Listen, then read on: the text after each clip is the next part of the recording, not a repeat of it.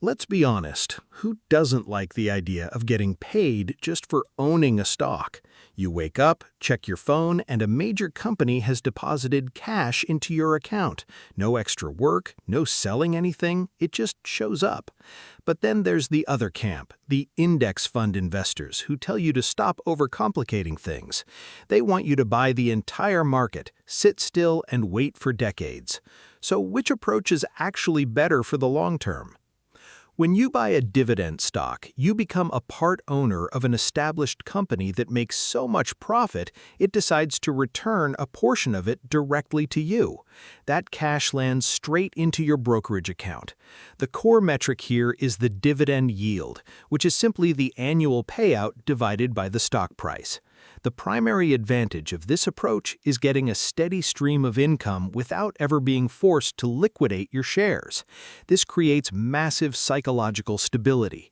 During a market downturn, your portfolio value might drop on paper, but if the cash keeps hitting your account, you're far less likely to panic sell. Plus, high-quality companies tend to increase their payouts over time, offering an organic hedge against inflation. However, dividend investing has real downsides. It often forces your portfolio into heavy concentration within specific sectors, like utilities, financials, or consumer staples, meaning you miss out on high-growth areas like technology. It's also vital to realize that dividends aren't free money. When a company pays a dividend, its stock price drops by roughly that same amount. Furthermore, in taxable accounts, these payments create an immediate tax drag that slows down your compounding. On the flip side, index funds take a completely different approach. An index fund tracks a broad market index like the S&P 500, giving you instant, automatic diversification across hundreds of the largest companies. The philosophy is simple. Data shows that most professional managers fail to beat the market over time, so instead of trying to pick individual winners, you just own the whole market. Index funds are incredibly low cost, often charging virtually nothing in fees, and they are highly tax efficient because they don't trade frequently. Historically, this broad market exposure has delivered stronger total returns over the long haul. The main drawback of index funds shows up in retirement.